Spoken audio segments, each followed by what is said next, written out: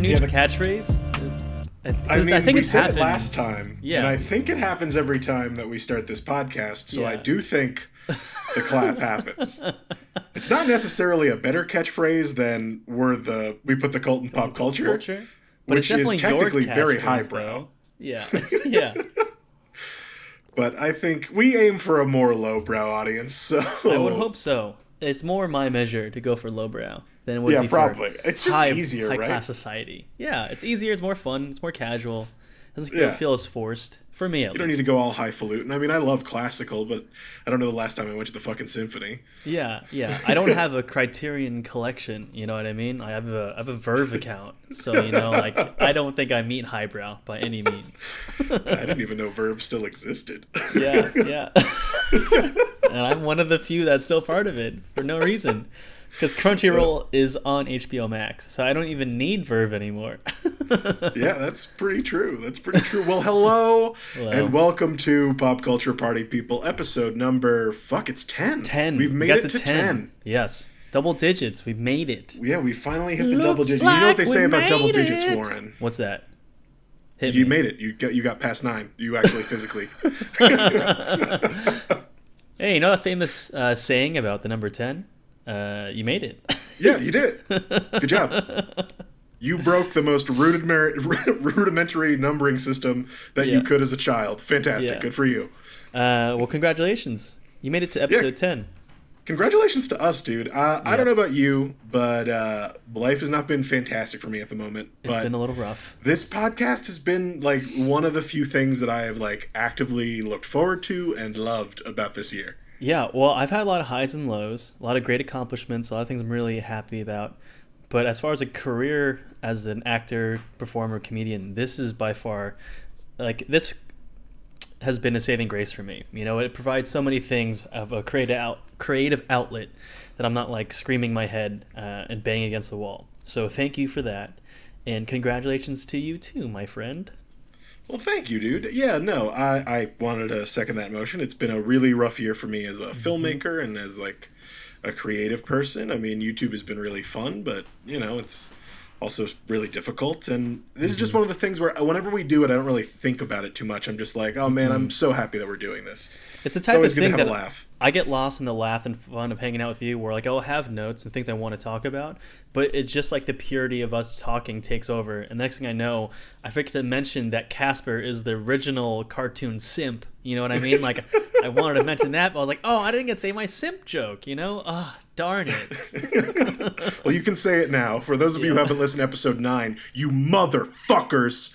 What the Please listen to it. Why would you skip 9 and go right to 10, you monster?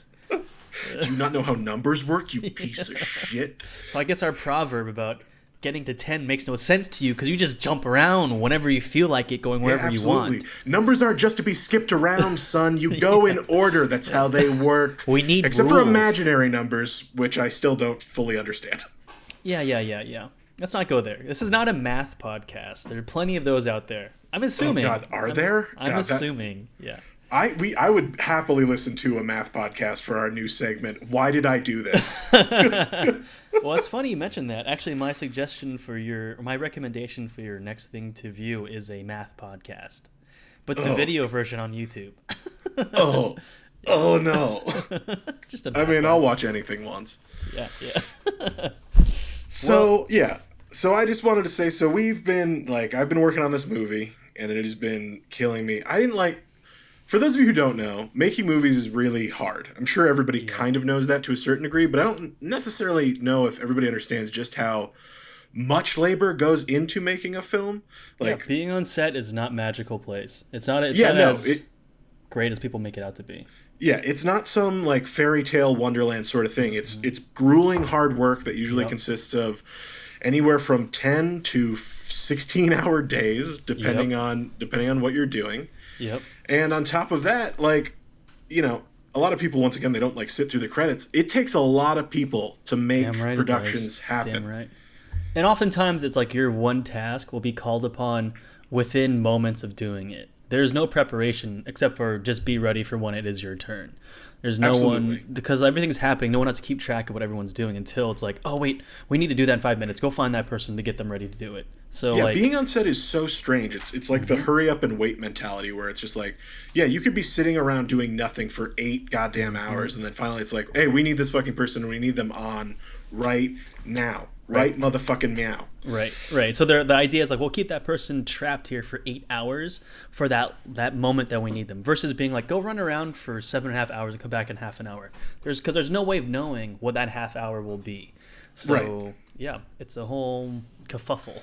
So the role I took up, the role that I normally do when I'm making my stuff is I'm a writer, director, sometimes producer, but I like to be on the creative side. I don't necessarily like the bureaucracy of filmmaking. It's not something that I particularly excel at or ever particularly wanted to excel at. Sure. But in these changing times, I decided to get my COVID license so that I could make sets safer. And I think there was a part of me that understood that that was going to be difficult. Like, obviously, we're living in like a completely different time right now, and COVID has obviously changed our world immensely. But I was like, you know what? Being a COVID officer, I know it's going to be hard, but it'll probably be really good, and it'll be rewarding to a certain degree, you know, to keep sets safe. And that is partially true, but on the other hand, it is so fucking hard. Like, I didn't anticipate how difficult it would be. One, just to maintain the set every day, and we don't even have a large crew. Like, we're less than 50 people. It's hard keeping track of 50 people. For sure. Like, that's difficult. But then there's all the other stuff that goes on top of it, where it's just like, because of the way SAG works, there's this rule that says after, like, for specific people in the zone called Zone A who are like interacting with the actors and stuff like that, they need to get tested every 72 hours. Okay. And 72 hours sounds like a reasonable amount of time, right? It's like 3 days. It's not too bad. 72 hours goes by in the blink of a goddamn eye when you're working a 15-hour day. Damn right. Damn right. Because between then sleeping after that and then going to work the next day, I'm sure you can't tell the difference between day 1 and day 2. And then next thing you know, day 3 is right on top of you, and you need to test as soon as people get in on that day. Yeah. And well, not only do you need to test, but because of the way that COVID is going now and because cases are rising again, I mean, we even have a service that we use, but like for other things, we would send them to clinics and stuff like that just to try and be on top of all the people who are, coming into a production. Even that is starting to fall through because it's like testing now is taking, like, people aren't getting their results back until like 5 days later. And it's like, well, that clearly doesn't work on this 72-hour timetable. But, we can't, there's just so much like mental gymnastics and shit that is like gone into this job that is like. Can you guys not get rapid testing? Is the type of thing of rapid testing is not available to the widespread? So rapid testing isn't super available in Albuquerque where I live, but it is also very false positive heavy. So if you do a spit test, rapid test, the likelihood of getting a false positive is 40%. That's super high. So for a production like ours, which is a relatively low budget, small crew sort of thing, if one person pulls a false positive, that means the production has to shut down for at least 3 days, retest everybody, and make sure that it's either a true positive or a false positive. Right. But because our production's so small and our budget isn't anything astronomical, not working for 3 days would just stop the production. So is everyone living in the same compound, so to speak? Like, is there a way of controlling people's contact with other people? Like, what is that? Or are people just supposed to be smart on their own time? Yeah, so obviously we can't dictate what people do after they leave set. That's an impossibility. I strongly suggest for anybody who does leave set, and most of the time, people are fucking exhausted, so they're just going to go back to their house anyway and sleep. But, on your weekend or something, I'm like, please just try and avoid bars, try and avoid any of those situations that could hurt you. I mean, the shoot's only going on for 1 month. You can give up a month of, play to try and make the movie happen if possible. Once again, I can't dictate what you do offset, but please, try. You know, nobody wants to get sick, and you don't want to infect anybody else on the crew. Right. And then when they come in, I take their temperature and I give them like a little COVID questionnaire to be like, hey, you know, do you have any symptoms? Do you know if you've come in contact with anybody with COVID? Have you been quarantining? All that good stuff. And then on Wednesdays, because our week technically starts on a Wednesday, so my weekend is Monday and Tuesday, and then shooting starts on Wednesday. Wednesday we get the whole crew tested, and then on Fridays and Sundays we get Zone A tested, which are the actors and people who have interaction with the actors. But don't forget that, like you just said, people come onto set constantly. It's a thing where back in the olden days, like, yeah, you will keep somebody trapped on set for a day, but you have that person just playing for a day, technically. But I still need to know a couple of days in advance when they're coming on to set so that I can schedule a test to make sure that they're cleared to even be on set. Right.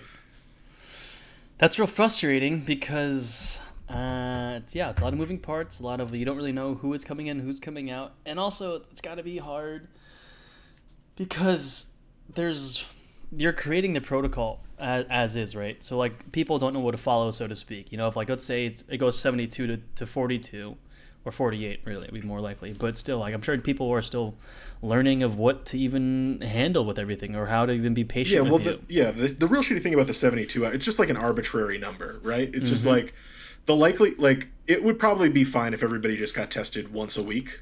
Totally. And left it at that. But because SAG wants to keep everybody, you know, quote unquote safe, and it's like, I admire them for wanting to keep people safe, but it's also like, at what point are you hindering and helping? You know, like, at what point are you handicapping a production and whatnot? So I don't know. It's so just tough though. It's the same thing. Like, I went to a brewery while I was in Delaware with Karen, my brother, I guess was my sister-in-law and her sister and her brother, and they have a table where it's a maximum of 6 people can sit there, and we're a party of 7. So 6 people at a table, we were 7. So suddenly one of us can't sit down. It's like, well, really? Like, you can't fit one more person at that table? Yeah. And they're like, no, there's rules, there's regulations, like, we have to give the distance, the numbers. And we're like, hey, we respect that, we understand that's the way it works, but one more person? We can't fit one more person at the table. Really? So it's like, it's like arbitrary, but at the same time, like, it's respectable because you want to keep people safe and you got to stay open this way, and that's how you have to get things done. But it's also kind of like, I don't know. It's such a tough position. Yeah, there's no, and the shitty thing is there's like no good solution, right? Because on one hand, you never want anyone to get sick, and like, that's my job, right? Like, I worry about my crew all the time. Like, I don't want them to get sick. Right. But then there's the other part of me that's like also constantly worried. Like, I don't want to be the person to shut this production down and have all these people lose work, right, because of like a weird arbitrary rule, right, about an hourly limit. You know, it's like, damn. Yeah, sounds like a tough job. And then are you like inundated with meetings and talking to people on the phone and like trying to figure all this stuff out? Like, dude, yeah, all the time. I think the thing, like, it would probably be good if I had a second pair of hands just to keep a track of everything. But once again, small production, really low budget. Right. So it's just one of those things where it's like, yeah, you essentially have to be in 2 places at once all the time, and that's just impossible. Like, but we're still going on. The whole shoot has been negative the entire time and continues to be. So I'm doing something right, but yeah, it's just been really rough. And it's not fun making movies like this. It's not fun constantly telling my crew to wear their mask and kind of feel like a dick about it. And luckily my crew's been super nice, and they have been very kind to me and haven't been, you know, disrespectful or like showing me any hate, because they know how difficult it is to try and do this. But it's not fun to, you know. No, you must feel like the naggy mom on set, being like, put your mask on. Hey, 6 feet. Yeah, absolutely. Like, it doesn't feel good to be like that. No. But it's a necessary role, and you're loved for it. You're probably very much beloved. And I'm sure down the line when they see you, they'll be like, oh, that's Dillon. He did a great job. He worked hard. He was passionate. I can get him on my set now. One can only hope. I mean, honestly, after this one job, I don't know if I'm going to do COVID safety again. Like, maybe if I'm really low on money, but this is exhausting. Like, it's yeah.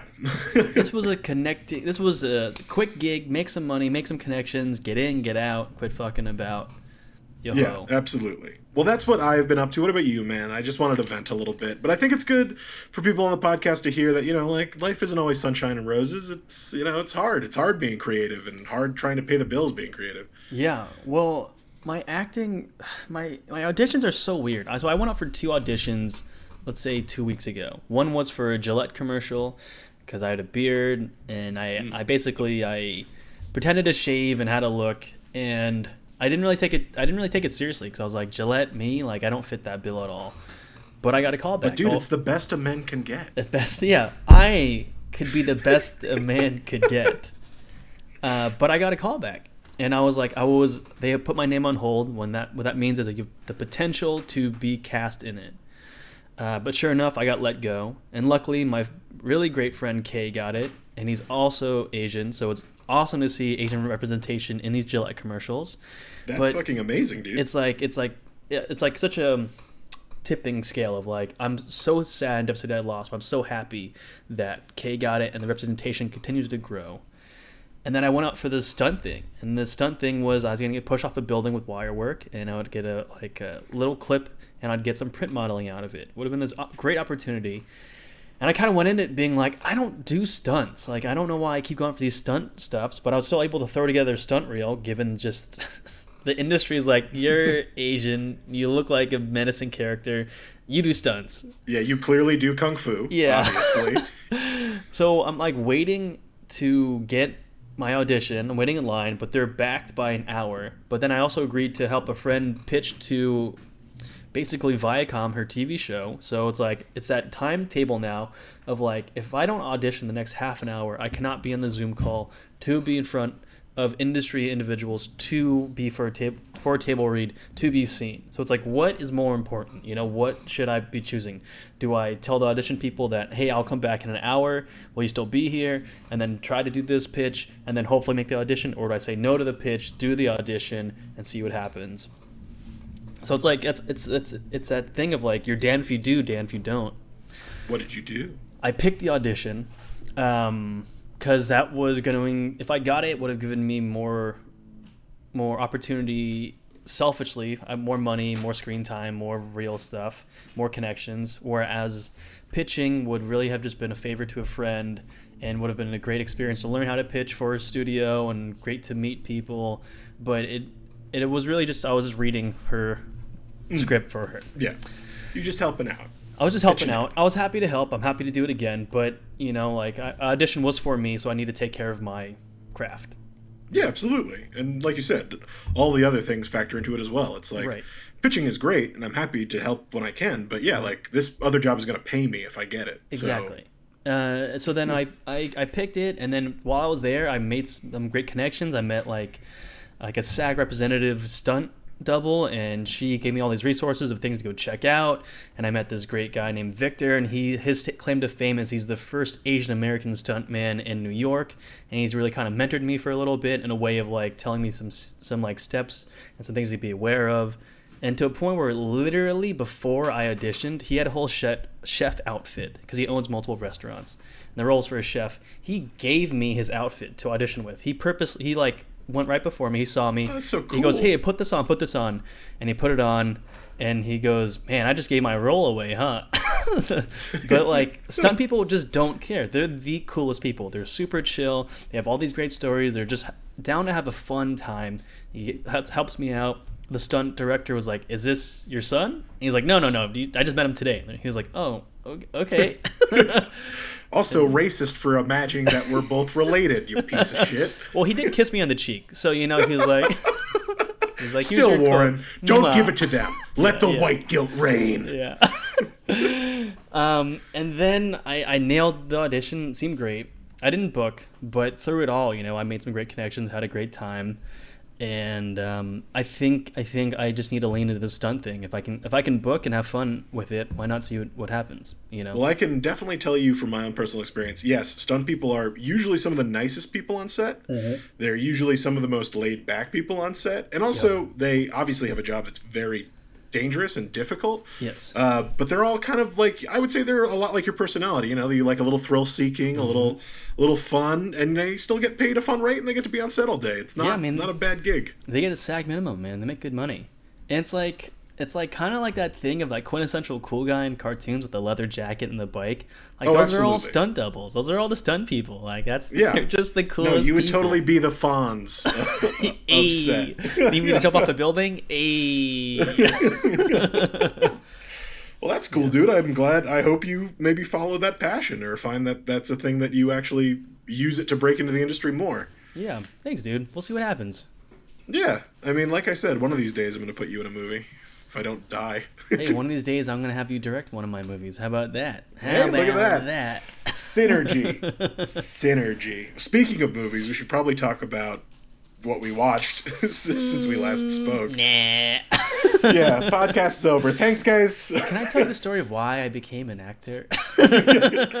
Ooh, let's not do that. Did you watch my reel? Let's go. What were your thoughts on my reel? Welcome to Warren's Reel with Warren and Dillon. Yeah. This is called Narcissism, the podcast. Yeah. A lot of podcasts like to beat around the bush. We like to just call it as it is. We're just talking about ourselves. Absolutely. Well, which segment do you want to do first? Do you want to do yeah, but is it good? I think we should do that. We didn't have a viewer suggestion from last time, so I don't know. You tell me, because I'm ready to do any of them. Actually, you know what I want to do? I want to go right into Sinister. I really want to talk about that. okay. Then yeah, movie, let's go to our recommendations first, and then we'll do what is it good for the closer. Let's do it. Well, all right. So last week we both gave each other recommendations like we always do. Yes, and yes, as per spooky season, Dillon finally took off the kid gloves and gave me an actually scary movie. Actually sitting on my couch alone, scared for my life, scary movie. I'm so glad. Yeah, no, up to this point I had been treating you like a little bit like a baby. Big time. Because I know you don't like scary movies, and I didn't want to scare you off, but I read this really interesting article that Sinister's supposed to be the scariest film of all time because they strapped people to a heart monitor, and it was the film that made people react the most physically. And I was like, you know what? We're going to fucking throw Warren in the deep end. And any movie that he watches from here, I mean, in my opinion, there are scarier or more fucked up films. But I think Sinister is a great film in and of itself. And I think it's a great film for you to like horror movies more. And for spooky season, I thought nothing better than Sinister for you. So I would love to hear your takes on it. And then I would love to chime in with what I think of the film. I feel like every time someone says spooky season, it just smells of pumpkin spice latte. You know what I mean? Oh, you can literally hear the clicking of Ugg boots. Yeah, so it's so funny you mentioned the heart monitor thing, because as I was watching it, I forgot that was the litmus for how it was the scariest movie, and I could feel my heart pounding while watching that movie. No other time have I watched a horror movie and felt my own heart pounding in my chest. Because the movie, all right, so my initial thoughts are early on was like these jumps. Wait, we should say spoilers too. Oh yeah, we're gonna get into, we're gonna get into some spoiler territory for this. So skip to sometime. I don't know what time. All right, I'll put it in the bottom when I edit it. But cut to this time. Yeah, cut to this time.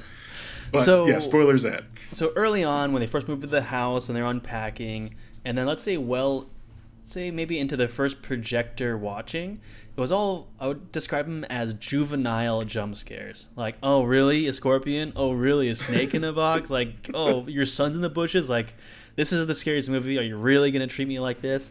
But then it builds. Then it builds so wonderfully where you honestly, it's not the jump scares so much as you're just not sure if you can follow this guy's perspective. Honestly, you don't know if he's losing his mind like in The Shining or if he's actually seeing these things. So you're so unsure of this narrator that you don't know what's going to happen next. So you are kind of nervous for a jump scare or for the next thing to be revealed. And it was such a great twist at the end too. So essentially what it is you become possessed by watching the footage, and Burgerville takes over your body and has you kill. And you assume it's the dad. You assume that you're finally watching him lose his mind, but really it's the daughter the entire time, and she's going to be continuing the cycle of Burgervale and get her soul eaten. It was a really great and well-earned twist. I have to let you know that the demon's name is Bagul, not Burgerville. Just a heads up. Who am I talking of then? What did I watch? I don't know. Maybe you haven't had right. McDonald's in a while, and Yeah. you really want that. You know what? The Hamburglar might be a better villain for that movie. Well, that face is almost like Hamburglar meets Michael Jackson. So, like, maybe that's where I got it. But yeah, Bagul. Bagul. All right. What I'll say is my final like one line breakdown of my review of this movie is it's a better The Ring of the whole if you watch something you die, but it's a weaker occult movie to Hereditary. I felt the occult things really built into it and was really a great thing, but I felt the payoff was a little weak. Whereas Hereditary, you built and you learn more about the occult, and then it ends in this really big ritualistic thing that haunts you for the rest of your life. Yeah, no, I can agree with all of that. I think that's a pretty good statement. I love this movie, actually. Mm-hmm. I think this is a super strong horror movie, and I actually follow the guy on Twitter who wrote it, and he's a really cool writer, and he always has advice for young writers, which is really cool. But I think this movie starts off strong right away. So for those of you who've never seen Sinister before, the biggest parts of the movie are these 16 millimeter home footage films that are truly some of the most disturbing shit that you're going to see in a modern horror film that's like in mainstream cinemas. Like you can definitely see more fucked up stuff in like indie films, but for a film that was released to a wide audience, there are some truly gruesome and fucked up deaths that happen in this movie that are all played so creepily because it's once again, you're watching it from Ethan Hawke's perspective as he sees these films that are silent too. They have no fucking dialogue. Well, that lawnmower scene is so incredible. Where he's watching a home video of someone mowing the lawn, so you see the perspective of the lawn with the lawnmower going over it, and sure enough, as soon as it progresses, you see someone's face underneath of it, and as it's about to go over, suddenly you get this really loud, and oh my god, I fucking jumped out of my skin. It was so well done. Yeah, no, that's the real strength of this movie is that they make those so well done and so terrifying that you're not only are you glued to the screen to see what the death is, but you are terrified to see it happen. Because you are anticipating it the entire time. And I mean, the film even opens with a great one with the tree hanging with self-cutting saw. Yeah. Like, oh, God, so good. I will agree that it's probably, I don't know if it's a better version of The Ring. I think The Ring has a lot of its own strengths that specifically kind of rely more on dread. Like these, this is scares for sure. And I like the idea of him losing his mind. But like The Ring is all about like this ever-growing sense of unease. And this movie isn't necessarily about that. Like there's definitely some of that, but I don't know. I guess the unease came from me is like I knew even if they left, they were gonna die. I was like, by walking in this house and watching that, you're already screwed without even knowing the twist. Yeah, that's true. Well, as for the occult stuff, like that's not super well done in this. Like I love D'Onofrio's one day shoot where they got him on Zoom. Hey, D'Onofrio, talk about occult stuff. Yeah, D'Onofrio, just like Freeform on like occult stuff for like 20 minutes. We'll get it. We'll get it in the bag. Bagul? All right, we're running with that. Yeah. That's the name. Well, what was the one that you said before? Burgervale? Yeah, Burgervale. I don't know, guys. I think we should maybe call him Bagul. No, make it Burgervale. And he recorded so quickly that they couldn't have time to get him to say the line differently. So half the movie it says Burgervale and the last ends Bagul. So yeah, that stuff's kind of all thrown together, and I do think that the creature doesn't look that good. It kind of looks like a generic dude from Slipknot, in my opinion. Just Slipknot in retirement. Absolutely. Hang up in the closet. But I agree with you. I love the ending because you don't see it coming as the kids. Yeah, like I think that reveal is like, oh or you assume it's the son. You're like, oh, he's having the night terrors. Then he's taking over and he's going to do it. But the daughter is like so well done of being like, you don't even think anything of her. And then she's the one doing it. Well, and not only that, but they do a phenomenal job after rewatching it a couple of times. You're like, oh, they set all this up. If you were paying attention, you would have seen that coming. Yeah. So through her painting the walls is how she saw it, right? That's how he took over. Yeah. Wow. It's so fucking brilliant. Paint all the walls in your bedroom, and then she paints the wrong thing, and then she's fucking possessed. So fucking brilliant. But Sinister, Sinister is fucking great. It's a strong. Did you? I guess you enjoyed it. I guess you. I really truly enjoyed it, and Ethan Hawke's performance is just incredible. The whole cast is really amazing. They do a really good job of it gave him layers. It's not just like a guy trying to write a book and he gets lost in this whole mystery. It's like, no, he wants himself. He has no self-worth, and his only worth is through his fame. So it's like, wow. Yeah, well, I do think they take a kind of tired old trope of like a washed up writer, and they make it kind of fresh, and you see why he's trying to recapture his first book that made him really famous. And because most people, after seeing these the first 16 millimeter, would go to the police, right? Like, wouldn't you instantaneously be like, what the fuck is this? I need to tell somebody about this immediately. But it's nice. Yeah, Ethan Hawke's character is really like, oh, I'm going to use this to my advantage. And of course, it ends up killing him and his family. Which also by meeting that sheriff who's a complete dick to him, he's like, well, I don't even want to talk to this guy. Like, I don't want to prove him right. So let me really shove it in his face when I crack open this case on who this mass murderer is. Ah, what a great movie. Now, how's the sequel? Not good. All right. I mean, I would say it's basically it's nothing new. It's the exact same movie, just with different actors. Sadly, there are some more good kills. Like they do it. Those are good. Those are well executed. But the story isn't nearly as strong, and the acting isn't nearly as good. But it's not in space, huh? So it's not like the line across America doesn't like go upwards, and then Bagul's not in space taking people away. No, not yet. Not yet. Anyway, maybe Sinister 3. Fingers crossed. I'll write it. That's what it takes. Well, dude, I'm so glad that you like Sinister, because if you can get through that and still have a good time, there are so many more movies that you'll, one, come to love, but two, come to really appreciate, and also maybe start to recommend to other people. Yeah, send them my way. I appreciate it from so many standpoints.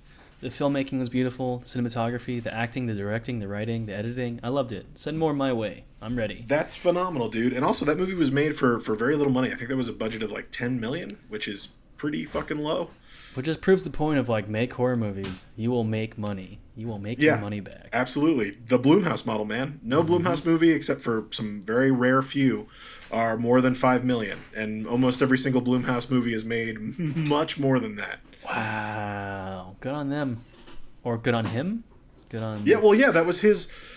so Jason Blum's model is you can have the $5 million. Anything more than that, you need to contribute it yourself or find a different financer. I mean, it's really smart. A lot of comedians will talk about that, how or filmmakers, the money kind of ruins it for you. Without having to think creatively of how to solve a problem, you just throw money at it, and then now you have CG bullshit, or you have bring in some celebrity to do a day shoot to make a joke land, instead of trying to actually figure out how to make it work.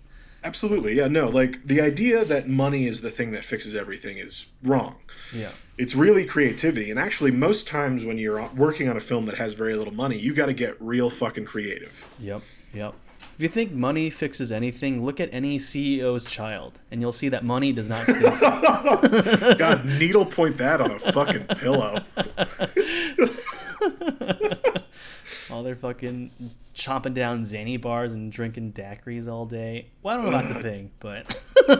No, I mean, yeah, that's a good analogy for being rich in general. If you think money fixes anything, just look at any rich kid's kid. I take offense to that, alright? How dare you say that, alright? You don't know what I do. Shut up, Brinkley. Honestly, my dad's yacht during quarantine has been quite refreshing. I hope you die. I will eat you in the new age.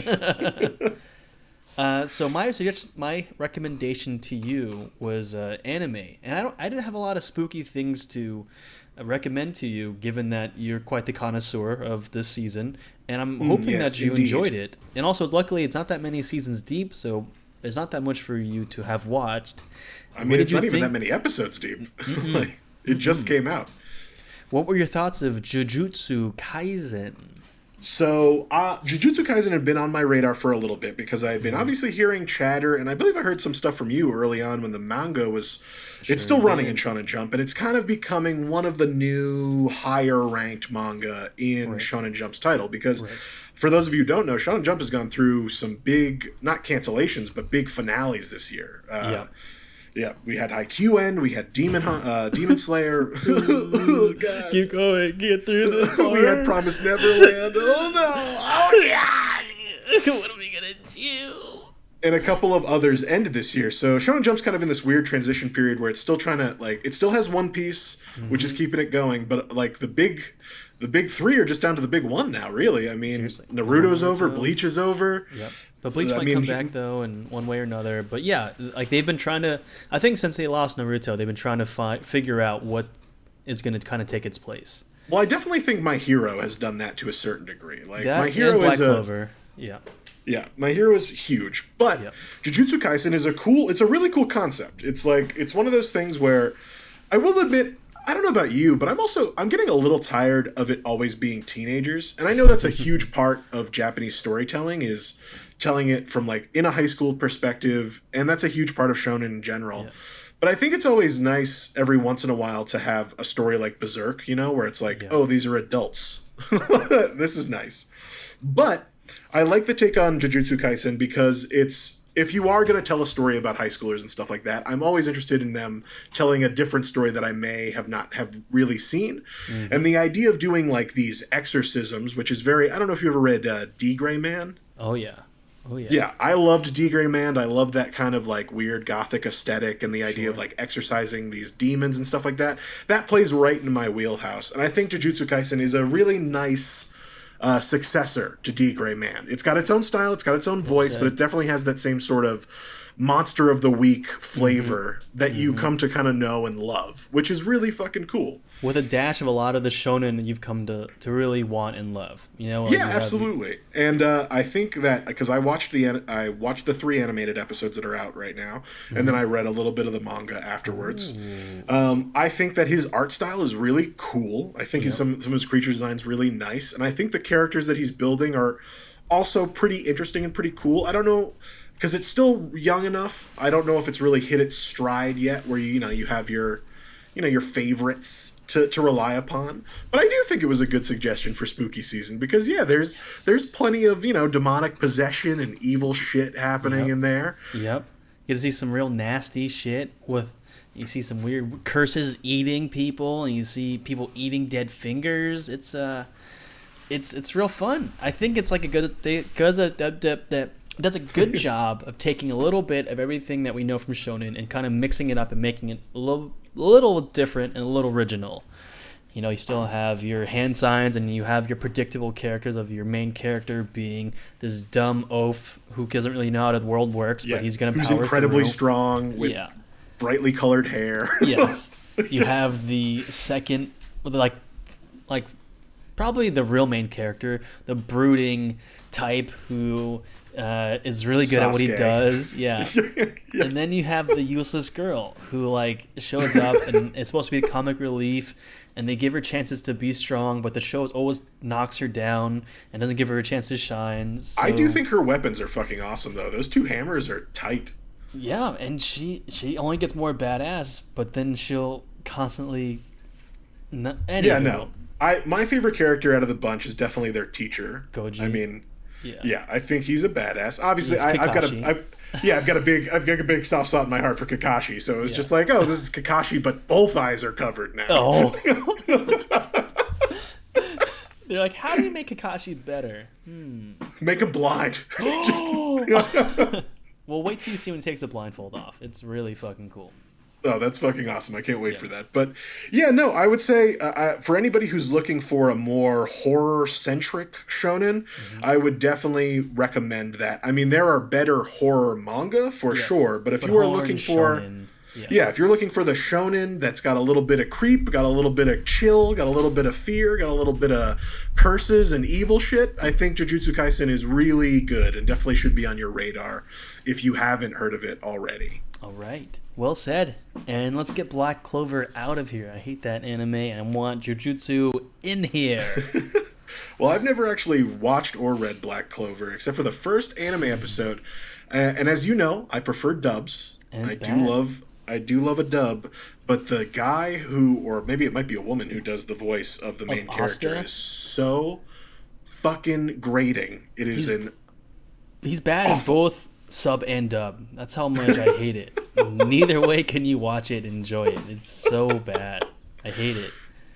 It's a decent That's manga, but yeah, that's unfortunate. Yeah, maybe I'll read it. Maybe that's the best way to consume Black Clover. yeah. Well, yeah. Hey, thanks for Sinister. I can't wait to watch more horror related movies. Yeah, absolutely. Well, what is? I mean, I've got a recommendation for you, and seeing as probably when we record this, it'll be probably after Halloween, so it'll be our final episode of the spooky season, you shall say. But we're still in spooky season, and I want to recommend one final spooky related thing to you. So Well, lay it on me, please. so this is by far my favorite film to watch around this holiday. It's Oh, by far might be my favorite Halloween related movie specifically, and it is called Trick or Treat. It's so Trick R and then Treat. And it is an anthology film from I believe 2011, maybe 2012. whoa. Huge cast, amazing stories. It's got this comic book aesthetic. Okay. It is a brilliant fucking film that I love very deeply about Halloween, and it's Okay. definitely one that I recommend to anybody who wants to get into the Halloween spirit. Well, Trick or Treat will be it. Is this produced by Bryan Singer? Is that true? I believe so, yes. Wow. Is the cover a little kid on a pumpkin and he's got a bag over his face? Yeah, I see a little kid with a bag over his face. Yes, and there's pumpkins next to him, and he has a burlap sack in his. Yep, that is Trick or Treat. All right. All right. Thank you. Okay. Well, let me first ask you: have you watched Your Name yet? Oh yeah, absolutely. Okay. So what I'm going to suggest to you is watching another great anime movie. And now saying it out loud, I think you might have already have seen it, but here it goes. Have you seen The Girl Who Leapt Through Time? I hate to break your heart, but yes, I have. It's a phenomenal film. It is. Yeah. Have you seen? Well, good. I'm so glad you've seen that one, because if you need to see any anime movie, um, um, uh, Well, Warren figures it out. I'm gonna give everybody a little bit more breakdown about Trick or Treat. So Trick or Treat came into my life when I was in my last year of high school, and me and a bunch of friends were kind of hanging out, and I had just come back from Japan. So, funnily enough, Halloween is really big in Japan, but not for the holiday, just for the aesthetic. Like people in Japan okay. love the Halloween aesthetic, and it's really cool to see that. But when I came back from Japan, some of my friends were like, because the movie had come out, I believe the movie had come out while I was in Japan, so I hadn't seen it. Okay. And then the next year when I was back home, they're like, oh, dude, we're about to go watch Trick or Treat. You coming with? And I was like, I've never heard of this film before. What are you talking about? And they're like, oh my God, it's this amazing anthology movie about Halloween. And I was like instantly intrigued and instantly couldn't wait to see it. And then, yeah, maybe it holds an even more special place in my heart because I saw it with my friends and stuff like that, and they kind of introduced me to it when I was in high school. But yeah, I love anthology movies in general, and Halloween is such a cool place to make an anthology film.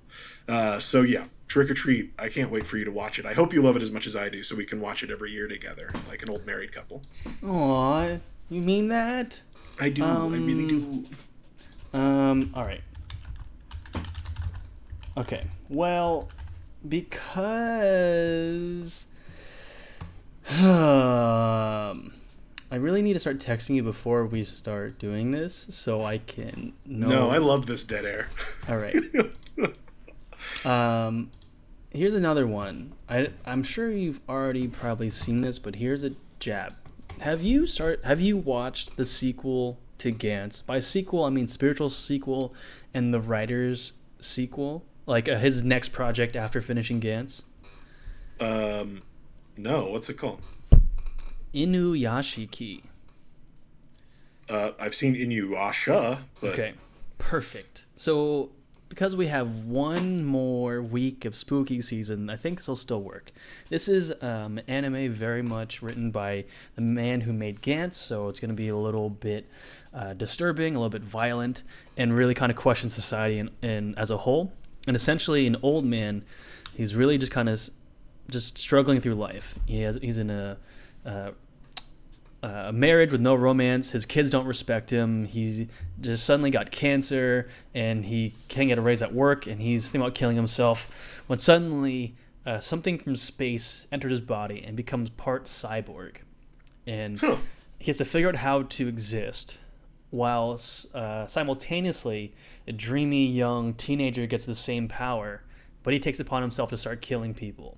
So you see two people dealing with this new reality, these new abilities of them, and you see them slowly unfold and bump into each other. I have not, heard of this or read it, or this is amazing. This sounds awesome. For those of you who don't know, Gantz is an amazing anime. And, well, actually, it's a much better manga because the anime was actually pretty bad. Yes. But I take back my other statement. The manga is amazing, and it's incredibly interesting and fucked up. So, yeah, I can't wait to read this.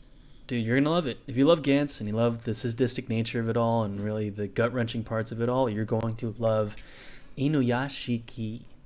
Oh, yeah, dude. I mean, I don't know about you. Like, yeah, when I read Gantz for the first time, I was like, what the fuck is this? Yeah, once I started reading it, I was like, I can't stop doing it. And I was devoted to getting through it. And the hardest part about Gantz is you really don't have anyone to talk about it with. So you just, like, kind of, like, bury yourself with being like, oh, what's going to happen next? And I want someone to talk about it with, but no one reads Gantz. Well, I do remember when we were first talking about anime, when we were first becoming friends, and I brought up Gantz, and you knew what it was. I was like, oh, this motherfucker's cool. Yeah, if there was like a anime wedding, our song to dance to would be the opening of Gantz. Yeah, probably. All right, well that's fantastic. Okay, so Inuyasha. So it's a Inuyashiki. Okay, I'm gonna need you to text me that, but I will get on it.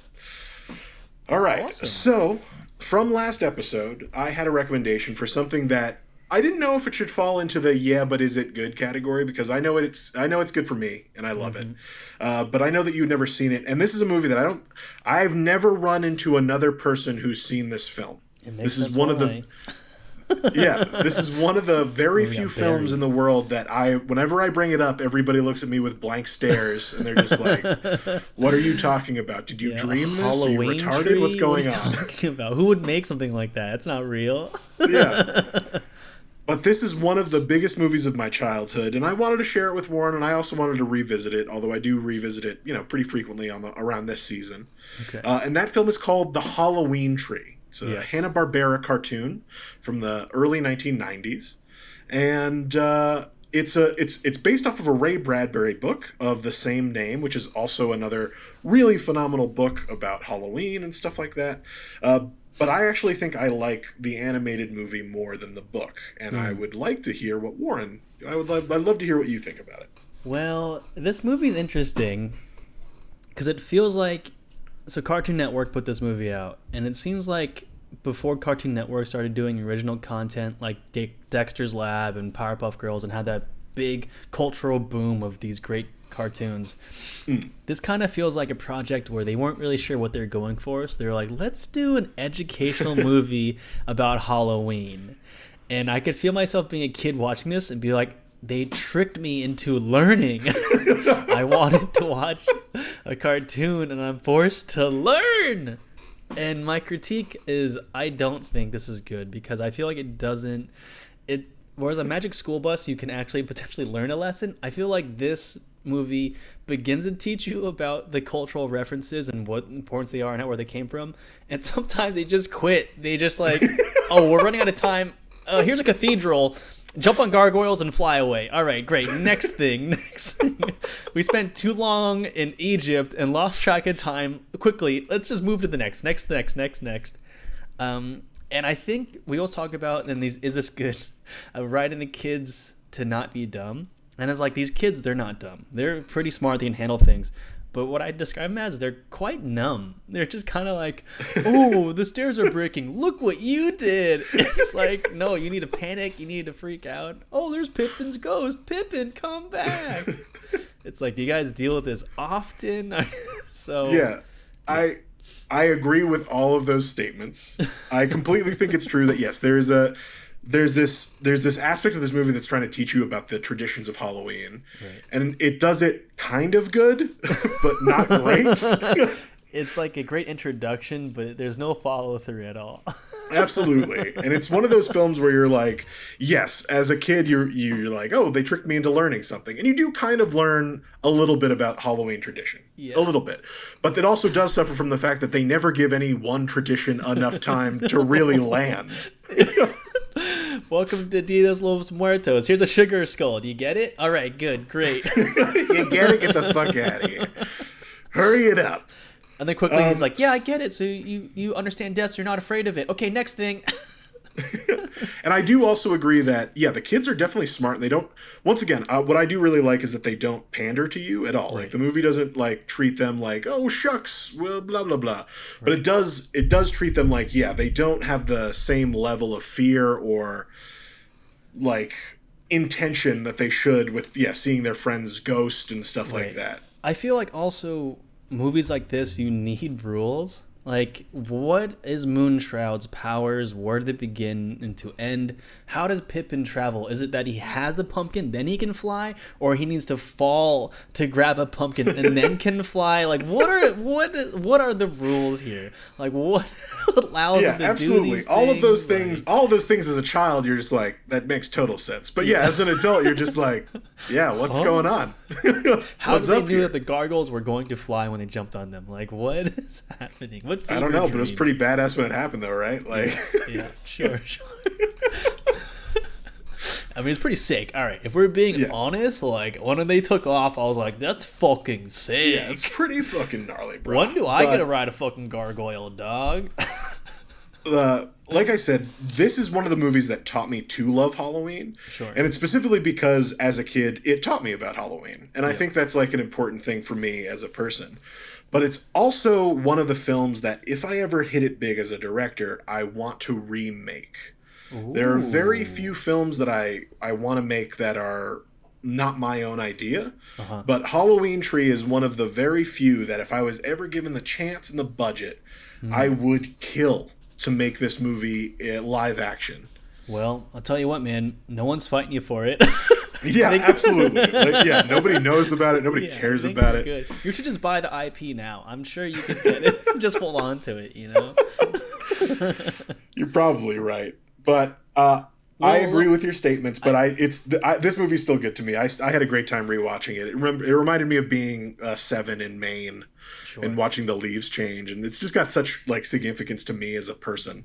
And those picturesque pictures they're using, the actual, like, still pictures and then adding a little bit of animation to it was really nostalgic. You know, brings you back to older animation styles and also kind of brings you back to, like, your parents reading to you a story, you know, like opening a big picture book and taking you yeah, absolutely. I do think that because this was made for television and made for Cartoon Network. Mm-hmm. It's a pretty high quality production, like animation production, like, you know. It came out in like 93, I think I remember reading. So, like, that's very well jobbed. Very well jobbed. Yeah. It's definitely well jobbed. So wait, let me ask you if they offered for you to do a live action version of this, but it was for Cartoon Network again, which means you're making it with that budget and for that crowd and that for that, would you still do it? Like for TV live action? Yeah. I don't know. I think it might be a little difficult because you could maybe get it done, but yeah, there's going to be a certain level of special effects that you need, right? To create even to create the Halloween tree itself, you know, that big giant oak with all the pumpkins on it. And then, of course, all the special effects with, like, the cathedral in Egypt and stuff. And I would make it longer, too. I do, like you said, each section feels a little truncated, and I would like to give each section its due. and connect them a little bit better. Make it a trilogy. Pitch No, this to Disney, I don't even think it man. needs to be a trilogy, but like if you gave 10 more minutes to each section, you could easily make them more coherent. Yes. And then And you also have to at some point make a decision of like, are they telling the real monsters, or are they telling like the real life where they got the reference from, or are they actually gonna have powers? The whole witch part, I was like, so they actually can fly on brooms? Like, are you not gonna tell about the Salem witch trials and like what actual witch practicing is? Instead, we're gonna live in this like mysterious limbo of like they have powers, but they shouldn't be called witches. I don't know. Yeah. Well, I mean, I kind of like that aspect because that's the whole thing about Halloween, right? It's like this one time of year where monsters could be real, right? Like, and that's what Mount Shroud is. His power is he's the spirit of Halloween. He's this. Yeah. That's what he represents. So Also, like, he should be doing runways. I mean, he is a queen just waiting for an audience, honestly. He's putting on such a performance for everyone, throwing his cape around, making things swirl around. I mean, he is fabulous. He is. And skinny as a button. He could fit into anything. God, that frame, I'd die for. So that was Halloween Tree. I know it's not a yes for Warren. It is a yes for me. But once again, if you're listening to this and you've never seen it, now you know about it, at the very least. Yeah. Also, if you have a child and you want to watch a Halloween movie with them that's not scary and is low stakes and fun, totally pop it on. Oh, absolutely. I agree with that completely. If you have a kid and you're trying to introduce them to Halloween, just the same way that I was introduced to Halloween, I first saw this movie when I was 5 years old, and it is a great way to get kids to start to love the holiday. Yes, separate of the candy, it's just about the Halloween spirit, which is great. Yeah, absolutely. I would actually, I mean, if you, I know you have a beautiful niece. If she's, once she gets a little bit older, maybe this is something you pop on at Halloween for her. Yeah, if I'm desperate for a nap time, I'll pop this on.